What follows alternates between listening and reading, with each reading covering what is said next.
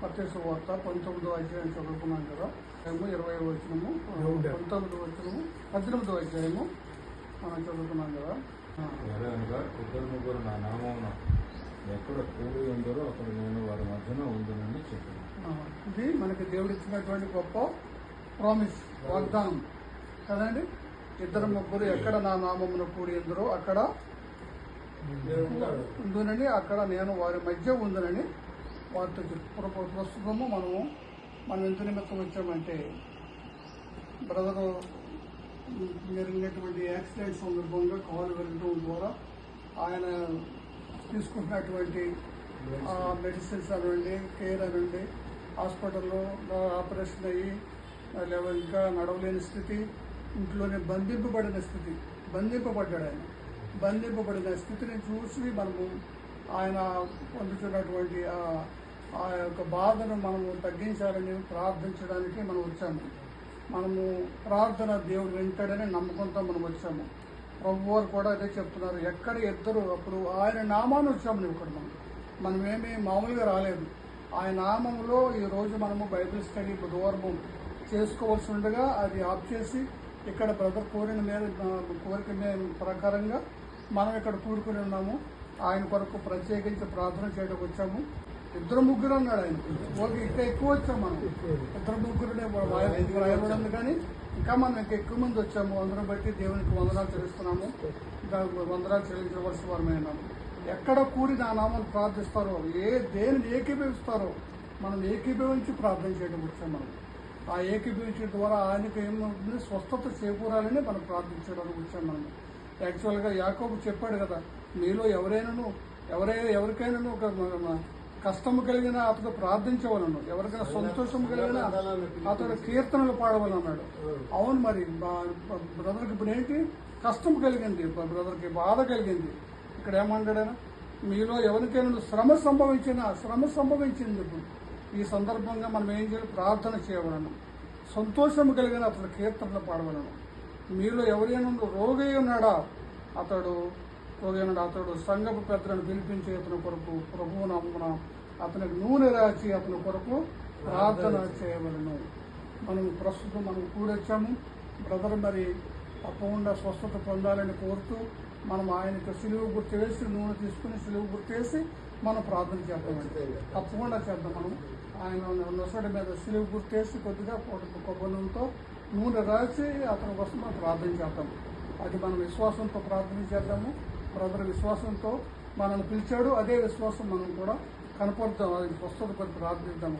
ఎందుకంటే ప్రార్థన గురించి మీరు చెప్పుకొచ్చారు, అది చాలా అవసరము. ప్రసంగం కన్నా ప్రార్థన చాలా ఇంపార్టెంట్.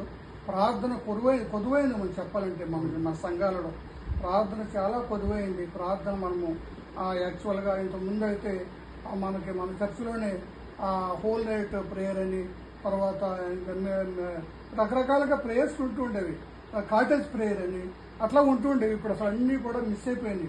ఎవరు కూడా ఇన్వైట్ చేయటం, అందరూ కూడా ఈ హైటెక్ లైఫ్లో ఇదైపోయి ఎవరిని ఇన్వైట్ చేయటం మానేస్తారు. ఎవరు కూడా మా ఇంట్లో ప్రార్థన పెట్టుకున్నాము రండి అని చెప్పేటోళ్ళు కరువైపోయారు. ఎందుకంటే బిజీ అయిపోయి ఉంటారు అంతే. అంతా హైటెక్స్ జీవితం అయిపోయింది. కాబట్టి మనము అది మళ్ళీ రెన్యూ కావాలి అని అనిపిస్తుంది. మనం ఇప్పుడు దాన్ని రెన్యూ చేసుకోవాలి. ఎందుకంటే అది చాలా అవసరం. మనకి ప్రార్థన చాలా అవసరం. ప్రార్థన కొద్దివైంది. ఇటువంటి పరిస్థితులు మన సంఘంలో అనేక మందికి ఉన్నట్టుగానే కనిపిస్తున్నాయి. మన సోదరుడు మనోరంజన్ గారు ఉన్నాడు, ఆయన కోసం మన ఇంటికి వెళ్ళాను, మన సండే ఇంటికి వెళ్ళాను. ఆయన కూడా నడుము పట్టేసింది. ఆయన 3 నెలలు అయిపోయిందండి అప్పుడే బయటకు వెళ్ళి. ఆయన ఏం చేశాడు, ఫస్ట్ ఇంగ్లీష్ మెడిసిన్ స్టార్ట్ చేశాడు. ఇంగ్లీష్ మెడిసిన్ స్టార్ట్ చేస్తే దానివల్ల ఏమి రిలీఫ్ అవ్వలేదు. పడుకుంటున్నాడంట, ఎవరైనా వస్తే బయటకు వస్తున్నాడు, మాట్లాడుతున్నాడు. మళ్ళీ ఇంగ్లీష్ మెడిసిన్ అయిపోయింది. విజయవాడ నుంచి ఎవరో హోమియో రప్పించుకున్నాడు. మళ్ళీ 500 పెట్టి హోమియో రప్పించుకున్నాడు. ఆ పిలిచి వాడాడు, రిలీఫ్ రాలేదు. ఎవరో చెప్పారంటే ఆయుర్వేదిక్ డాక్టర్ ఉన్నాడు, ఆయన దగ్గర చెప్పారు. అది లేదు. మళ్ళా ఆయుర్వేదిక్ వెళ్ళాడు. మళ్ళీ ఆయుర్వేదిక్ వెళ్తే అది కూడా ఏం పని చేసినట్లేదు. మళ్ళీ ఏం చెప్పారంట, అక్కడ ఆ పిల్లర్ నెంబర్ ఎక్కడ మెహదీపట్నం దగ్గర ఉన్నది కదా, ఇది హైటెక్, అది ఎక్కడ పోద్ది కదా, మన ఎయిర్పోర్ట్కి వెళ్తుంది కదా. పిల్లర్ నెంబర్ లొకేషన్ పెట్టాడు నాకు. ఎందుకంటే అక్కడ ఉన్నాడంట, 45,000 కట్టాలంట, ఒక ఇంజక్షన్ చేస్తాడంట, ఒక రోజు అక్కడ ఉండాలంట. ఏమండి ఏంటండి 45,000 కట్టడం ఏంటి, ఒక రోజు ఉండటం ఏంటి, ఎందుకు వచ్చిన బాధలు? నువ్వు ప్రేయర్ చేసుకో, నువ్వు సంఘాన్ని పిలుపు ప్రేయర్ చేస్తారు, సంఘాన్ని పిలుపు ప్రేయర్ చేస్తారు అని చెప్పాను చెప్తాను ప్రేయర్ చేసుకున్నానండి అని చెప్పాడు. అయితే ఇక్కడ ఒక ట్విస్ట్ చెప్తాను.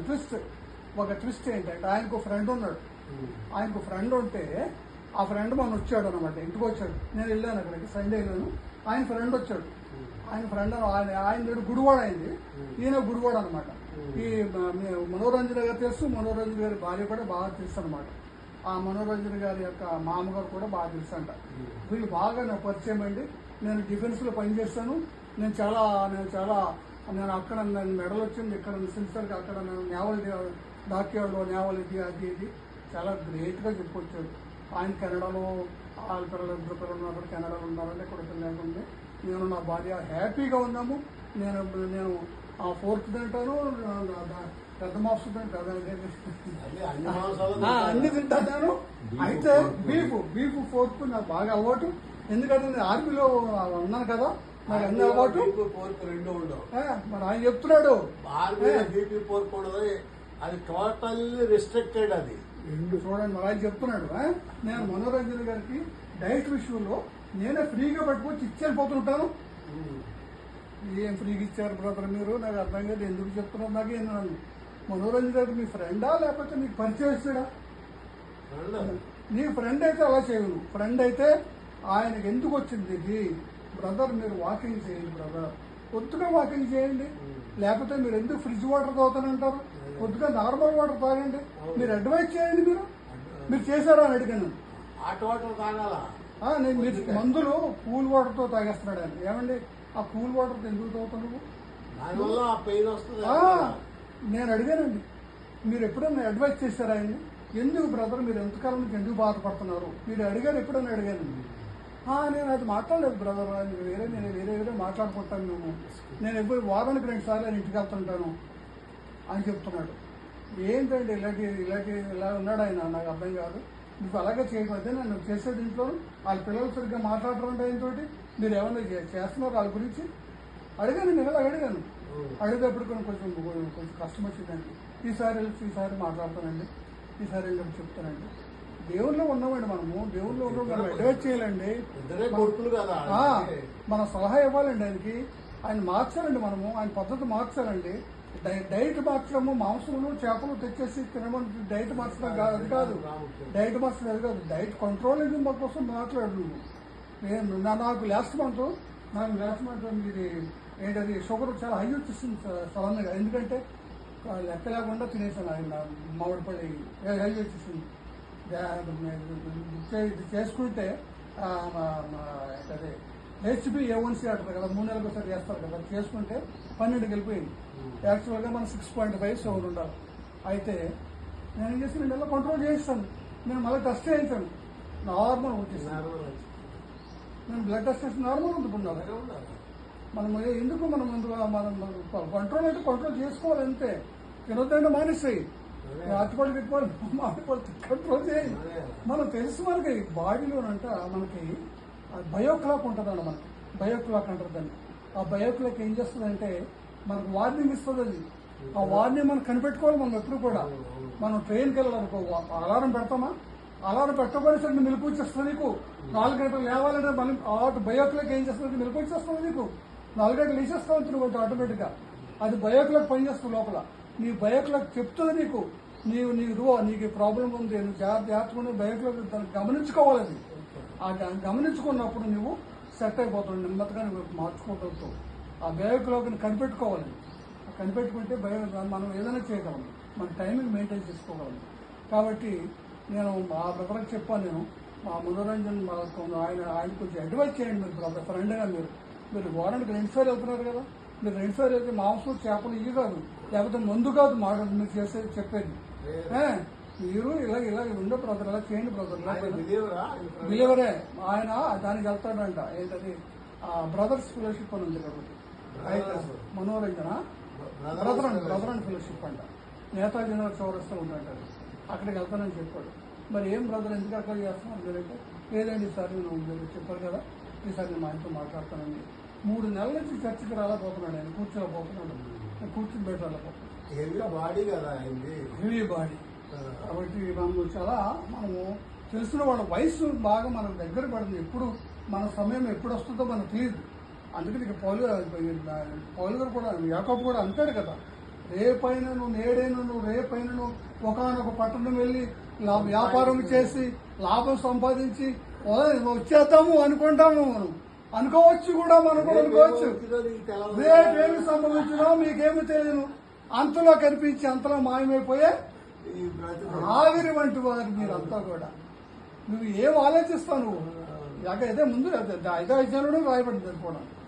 ఏం వ్యాపారం చేస్తావు, ఏం సంపాదిస్తావు, ఏం నువ్వు ప్రార్థనలో గడుపుతున్నావు అన్ని టైము, నువ్వు కరెక్ట్గా నువ్వు మెయింటైన్ చేయగలుగుతున్నామా? మనము ఇతరుల గురించి ప్రార్థన చేస్తున్నాము. మనం అసలు ఎందుకు మనము ప్రతి బుధవారం లేచానంటే నేను తప్పకుండా ఈవేళ మా సీనియర్స్ ఎక్కువ మంది రావాలి ప్రభావ, వాళ్ళకి ఏమైనా పనుల నుంచి ఉంటే వాళ్ళకి తప్పకుండా సమయం వాళ్ళకి చేసుకునేటట్టుగా వీలు కలిగేటట్టుగా చేయమని ప్రార్థన చేస్తున్నట్టు ప్లీజ్.